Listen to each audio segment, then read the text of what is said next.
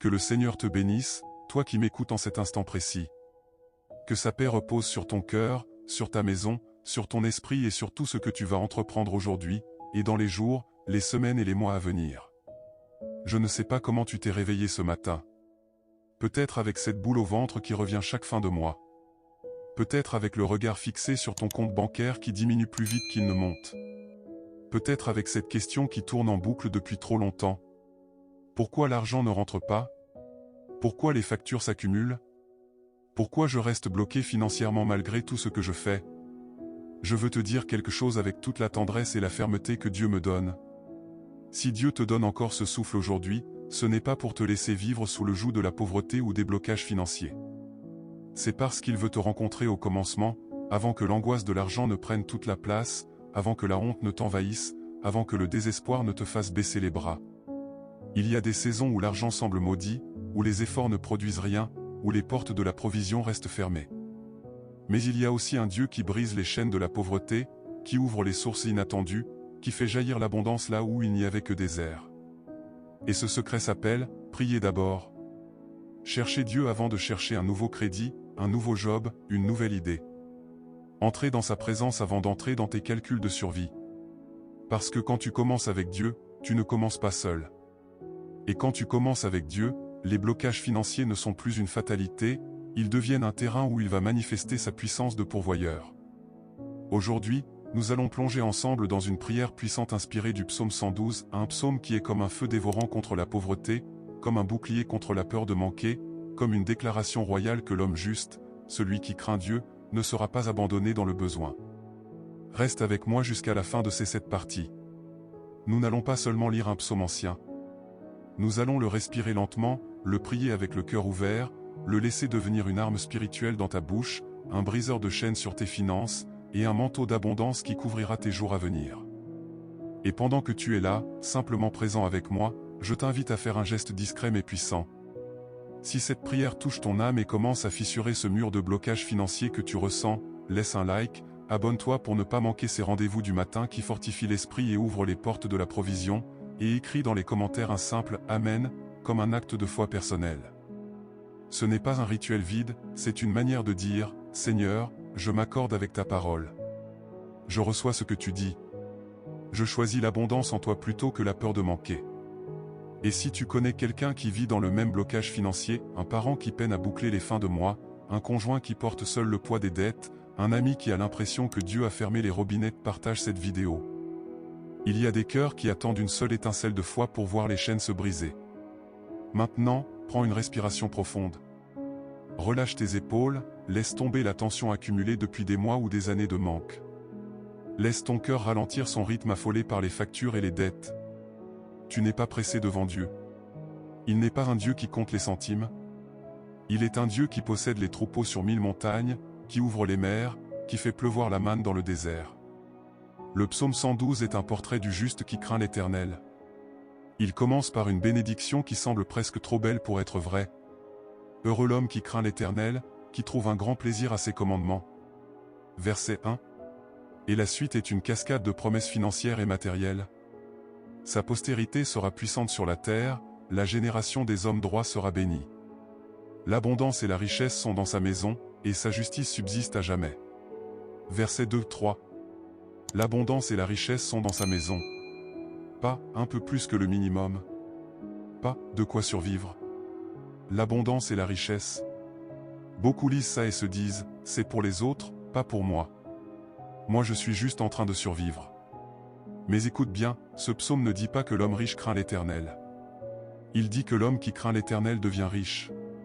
Il dit que la crainte de Dieu, la révérence, l'obéissance, la confiance, attirent l'abondance comme un aimant. Verset 4. La lumière se lève dans les ténèbres pour les hommes droits, il est compatissant, miséricordieux et juste. Quand tu es dans les ténèbres financières, quand tu vis dans le noir des fins de mois impossibles, Dieu fait lever une lumière. Cette lumière n'est pas automatique pour tout le monde. Elle se lève pour les hommes droits, ceux qui choisissent de marcher dans l'intégrité même quand c'est dur, ceux qui continuent à donner même quand ils ont peu, ceux qui continuent à faire confiance même quand tout semble fermé. Verset 5. Il est heureux, l'homme qui exerce la miséricorde et qui prête, il règle ses affaires avec justice.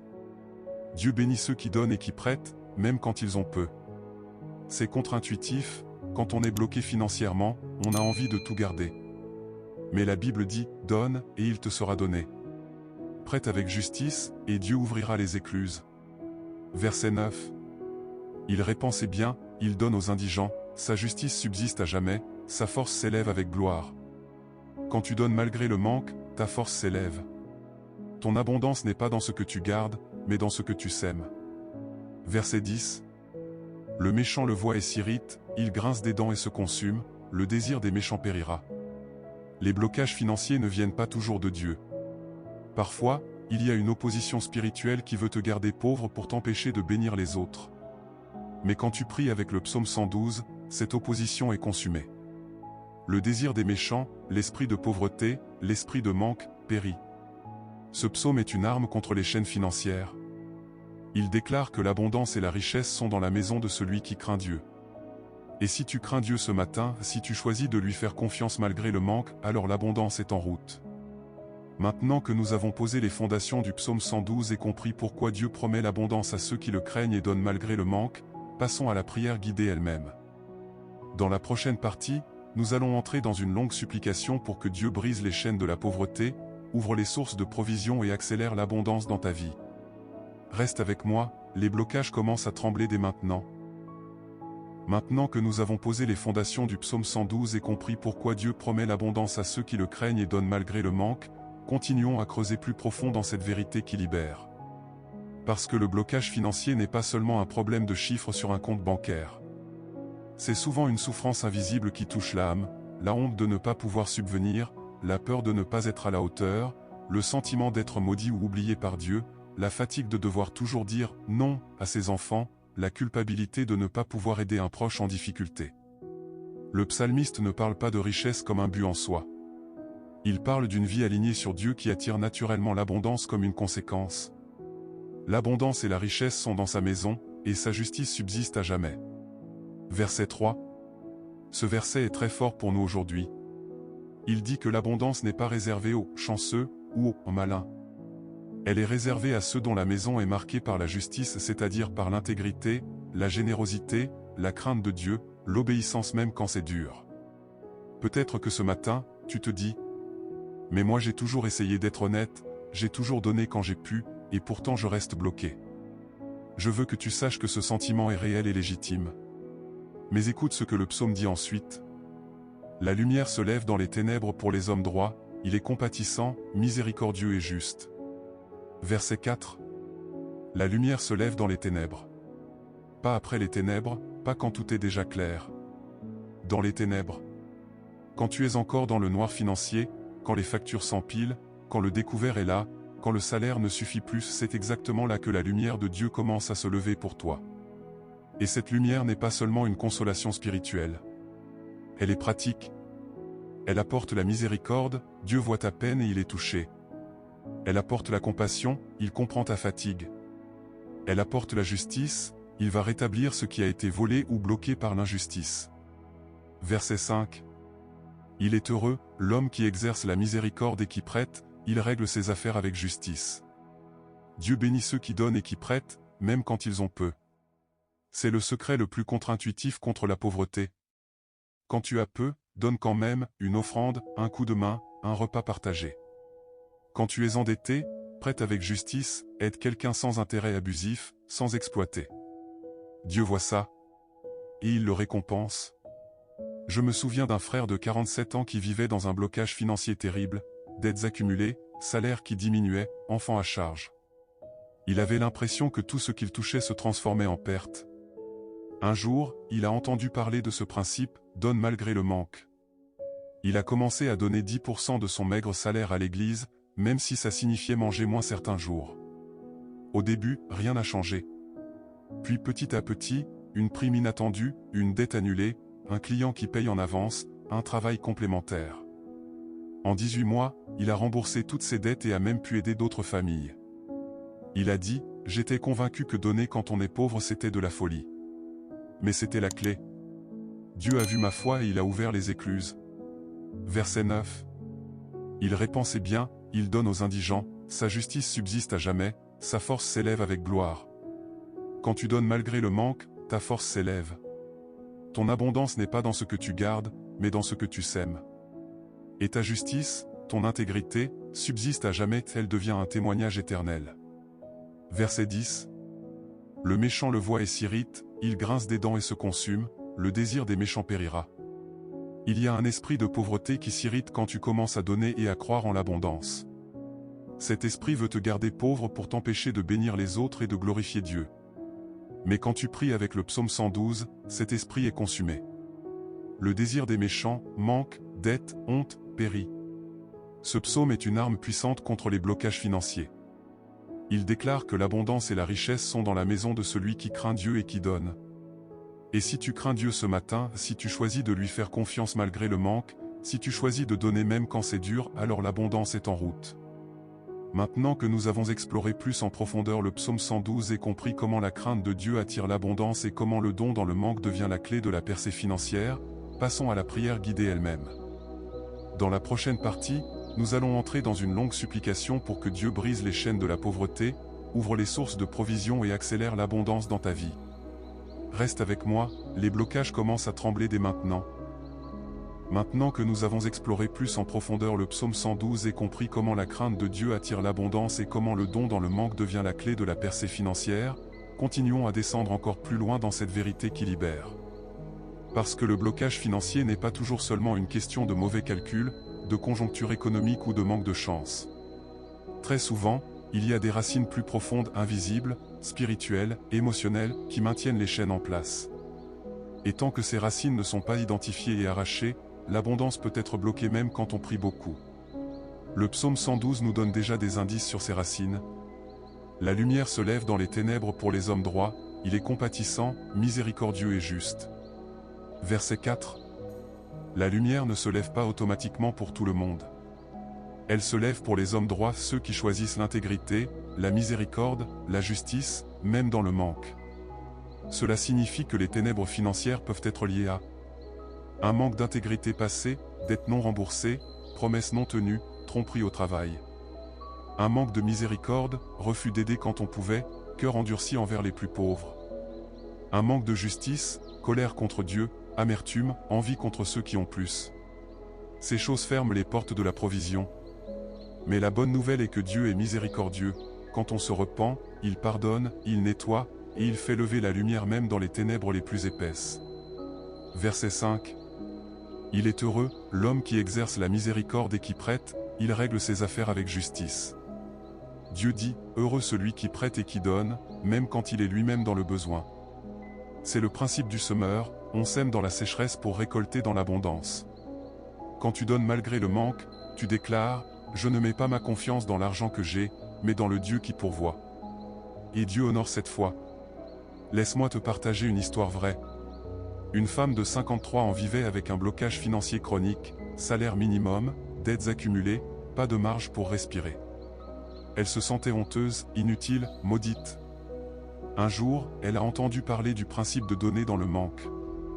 Elle a commencé à donner 10 € par mois à une association pour les sans-abri, même si ça signifiait manger des pâtes plusieurs jours d'affilée. Au début, rien n'a changé.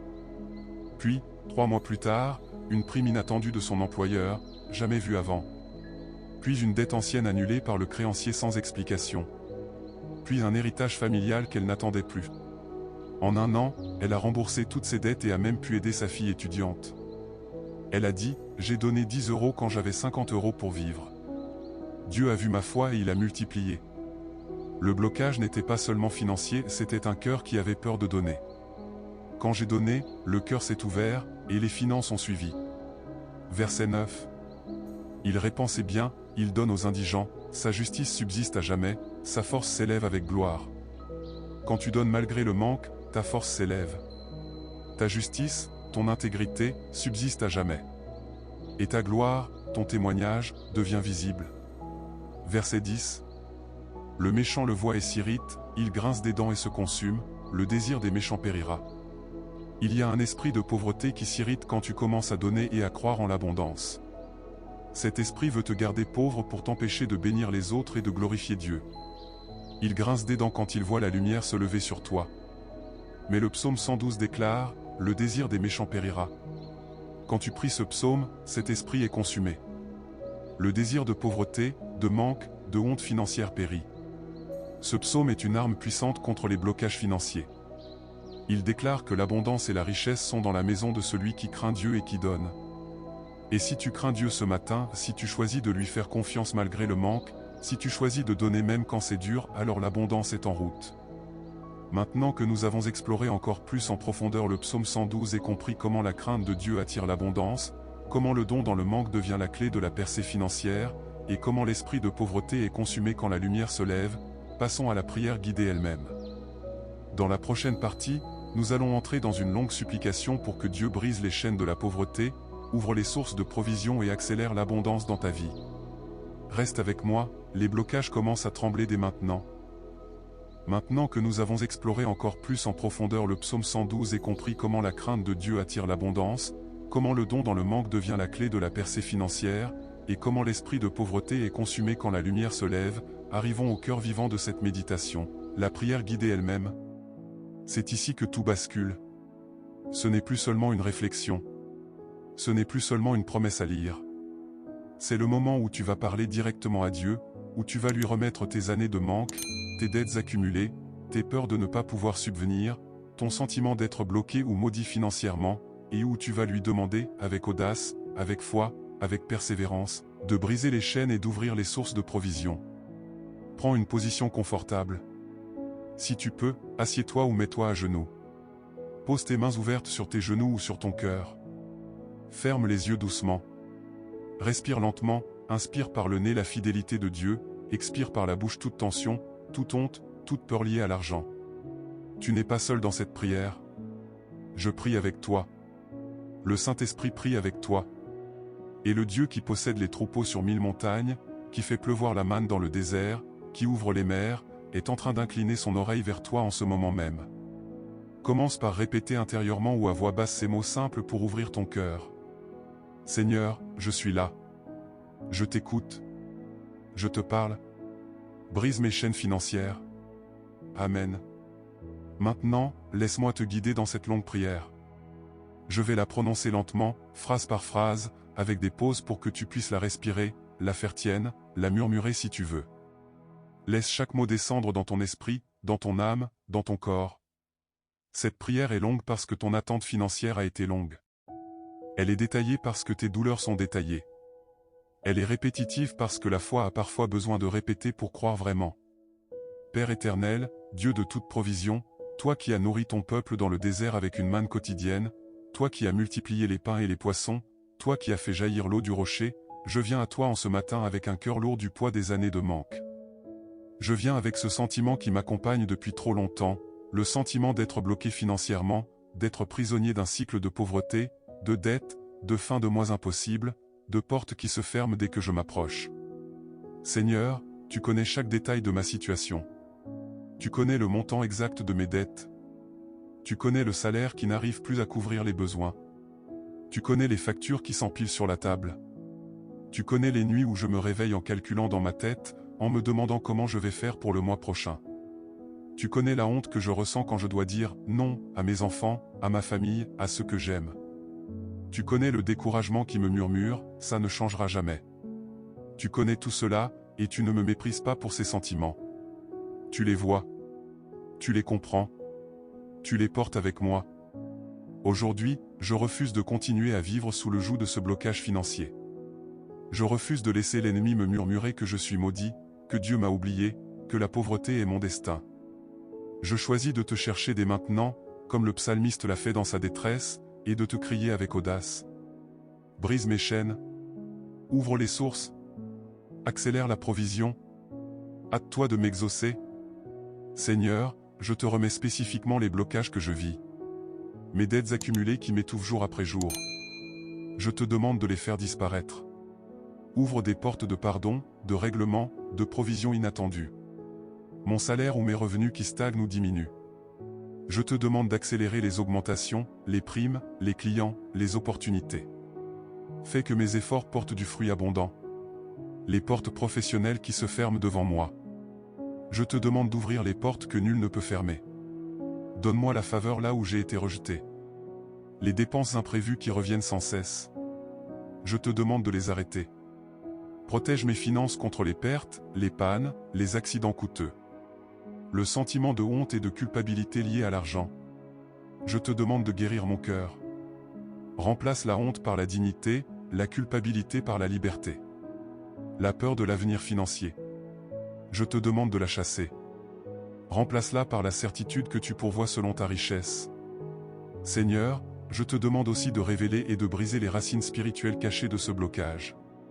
S'il y a eu dans ma vie ou dans ma famille des paroles de malédiction sur l'argent, des pactes inconscients avec la pauvreté, des habitudes de manque transmises de génération en génération, je te demande de les couper maintenant.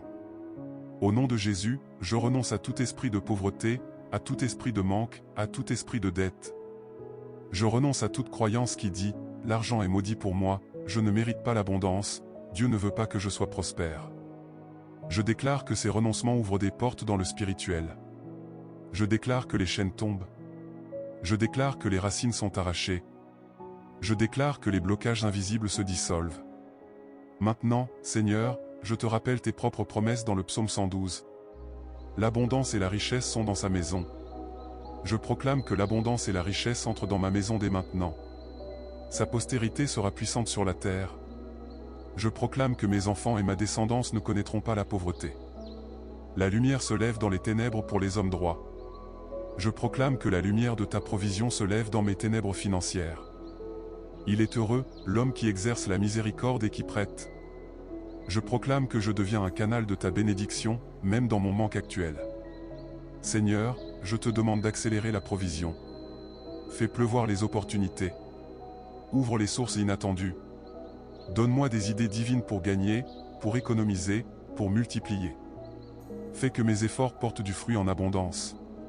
Fais que mes semences financières germent rapidement. Je te rends grâce d'avance. Merci parce que tu es déjà à l'œuvre. Merci parce que les chaînes sont en train de tomber. Merci parce que les portes s'ouvrent. Merci parce que l'abondance est en route. Merci parce que tu es le Dieu qui pourvoit, qui multiplie, qui brise les chaînes de la pauvreté. Amen. Maintenant que nous avons plongé dans la prière guidée avec force et précision, et que nous avons commencé à proclamer la fin des blocages financiers, continuons à approfondir cette supplication. Dans la prochaine partie, nous allons prolonger la prière, ajouter des proclamations spécifiques pour chaque type de blocage financier, et laisser l'Esprit nous conduire dans une adoration qui invite l'abondance divine à se manifester. Reste avec moi, la percée est en marche. Maintenant que nous avons plongé dans la prière guidée avec force et précision, et que nous avons commencé à proclamer la fin des blocages financiers, continuons à approfondir cette supplication. Nous allons prolonger la prière, ajouter des proclamations spécifiques pour chaque type de blocage financier, répéter les vérités du psaume 112 pour les ancrer profondément dans ton esprit, et laisser l'Esprit nous conduire dans une adoration qui invite l'abondance divine à se manifester pleinement. Si tu es toujours dans la même position, assis, à genoux, mains ouvertes, reste là. Si tu as bougé, reviens doucement. Respire lentement une fois de plus, inspire la fidélité de Dieu, expire toute résistance intérieure, toute honte liée à l'argent. Nous reprenons exactement là où la partie 4 s'est arrêtée, au milieu de la prière, après avoir renoncé aux racines spirituelles du blocage et commencé à proclamer l'abondance. Maintenant, nous allons aller plus loin, nous allons prier pour les blocages concrets, dettes, salaires stagnants, dépenses imprévues, pour la guérison de l'âme blessée par le manque, pour la restauration de la foi financière, et pour que Dieu accélère non seulement les rentrées d'argent, mais aussi la transformation intérieure qui attire la provision durable. Seigneur, je continue à te parler, à te crier, à te supplier avec la même audace que le psalmiste. Je te remets les blocages concrets que je vis chaque jour. Les dettes qui s'accumulent et qui m'étouffent comme une chaîne autour du cou. Je te demande de les faire disparaître.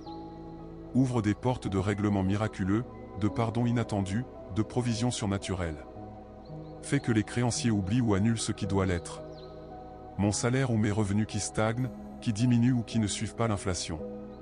Je te demande d'accélérer les augmentations, les primes, les clients supplémentaires, les opportunités cachées. Fais que mes efforts portent du fruit en abondance.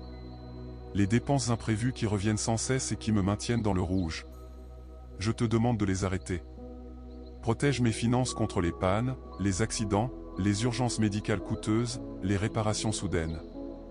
Mets une barrière autour de mon budget. Le sentiment de honte et de culpabilité qui m'envahit quand je regarde mon compte ou quand je dois refuser une demande.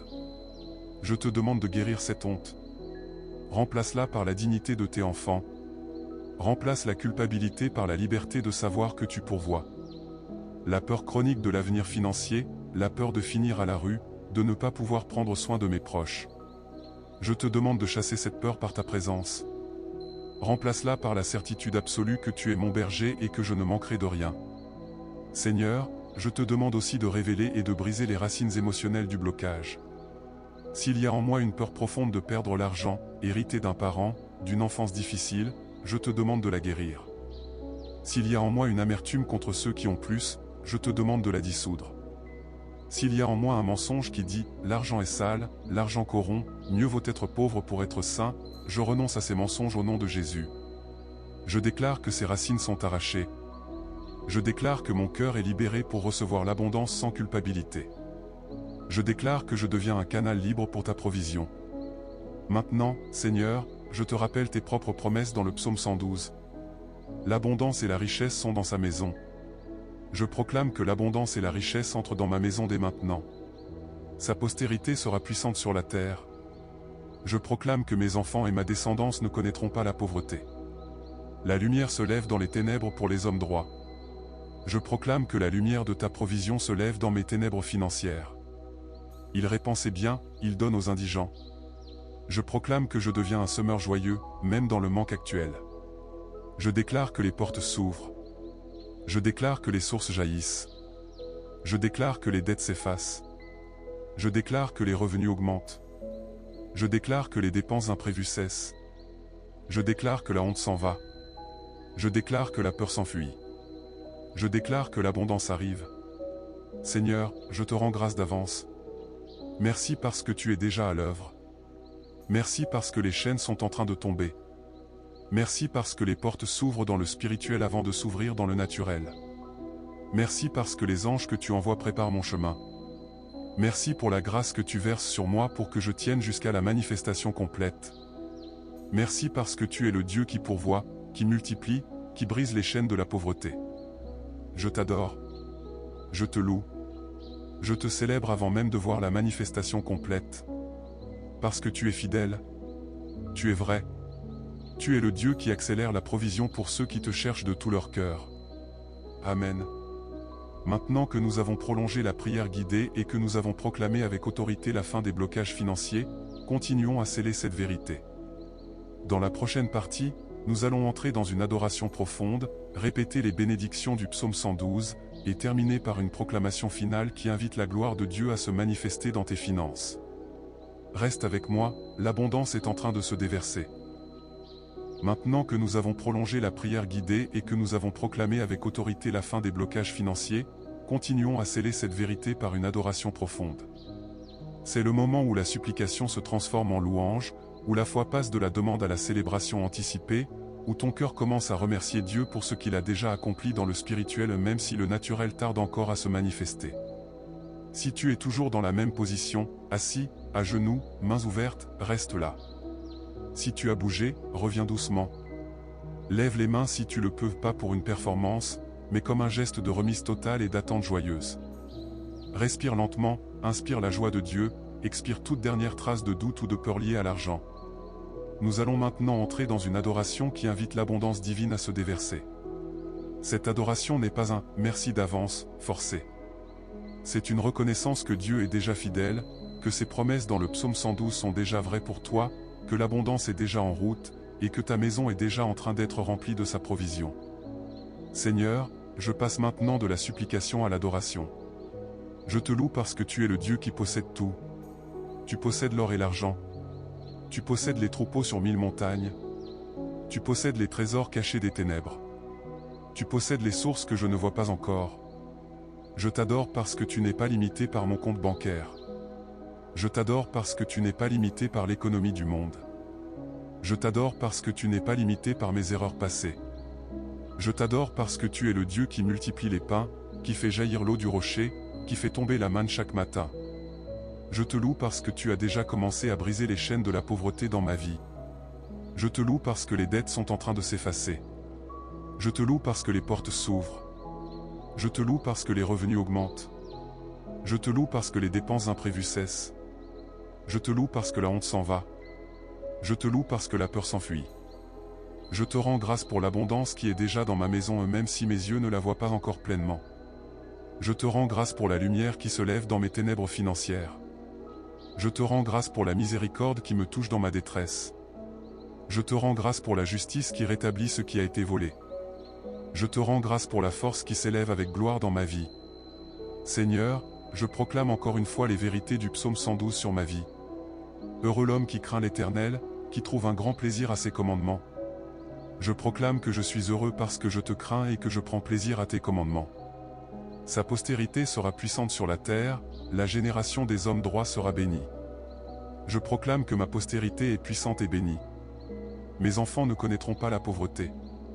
L'abondance et la richesse sont dans sa maison, et sa justice subsiste à jamais.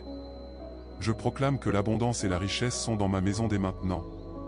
Ma justice subsiste à jamais. La lumière se lève dans les ténèbres pour les hommes droits. Je proclame que ta lumière se lève dans mes ténèbres financières. Il est heureux, l'homme qui exerce la miséricorde et qui prête. Je proclame que je deviens un canal joyeux de ta miséricorde et de ta provision. Il répand ses biens, il donne aux indigents, sa justice subsiste à jamais, sa force s'élève avec gloire. Je proclame que je répands, que je donne, et que ma force s'élève avec ta gloire. Le méchant le voit et s'irrite, il grince des dents et se consume, le désir des méchants périra. Je proclame que l'esprit de pauvreté s'irrite et se consume. Son désir périt. Seigneur, je t'adore parce que tu es le même hier, aujourd'hui et éternellement. Je t'adore parce que tes années ne finiront point. Je t'adore parce que ma postérité sera affermie devant toi. Je t'adore parce que tu bâtis ce qui était en ruine. Je t'adore parce que tu fais lever la lumière dans les ténèbres. Je t'adore parce que tu es compatissant, miséricordieux et juste. Je te loue pour l'abondance qui arrive.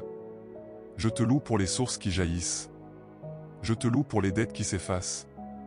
Je te loue pour les revenus qui augmentent. Je te loue pour la paix financière qui descend sur ma maison. Je te loue pour la joie qui remplace la honte. Je te loue pour la liberté qui remplace la peur. Je te rends grâce parce que tu es déjà à l'œuvre. Je te rends grâce parce que les anges préparent mon chemin. Je te rends grâce parce que ta gloire va se manifester à travers ma provision. Je te rends grâce parce que mon témoignage va toucher d'autres vies. Je te rends grâce parce que ma postérité louera ton nom à cause de ce que tu vas faire. Je reste devant toi dans cette adoration. Je reste dans ta présence. Je reste confiant que l'abondance est en train de se déverser. Je reste joyeux avant même de voir. Parce que tu es fidèle. Tu es vrai. Tu es le Dieu qui pourvoit abondamment à ceux qui te cherchent. Amen et Amen. Maintenant que nous avons scellé cette méditation par une adoration profonde et joyeuse, et que nous avons proclamé l'abondance comme une réalité déjà en marche, arrivons à la conclusion finale. Dans la dernière partie, nous allons terminer par des bénédictions spécifiques, une déclaration royale de victoire sur les blocages financiers, et une invitation à vivre dès aujourd'hui dans l'attente de la manifestation complète. Reste avec moi, la percée est là. Maintenant que nous avons scellé cette méditation par une adoration profonde et joyeuse, et que nous avons proclamé l'abondance comme une réalité déjà en marche, arrivons à la conclusion puissante de cette prière sur les blocages financiers. Cette dernière partie est le moment où tout se cristallise. C'est le moment où la louange devient une déclaration royale, où tu te lèves, littéralement ou dans ton cœur, avec la certitude que les chaînes sont brisées, que les sources s'ouvrent, et que l'abondance divine commence à se déverser dans ta vie dès aujourd'hui. Prends une dernière respiration profonde. Ouvre les yeux si tu les avais fermés. Lève-toi si tu es assis ou à genoux, lève-toi comme quelqu'un qui sort de la pauvreté, comme quelqu'un qui entre dans la provision, comme quelqu'un qui n'est plus esclave du manque. Le psaume 112 ne se termine pas sur une note de manque ou de doute. Il se termine sur une victoire totale.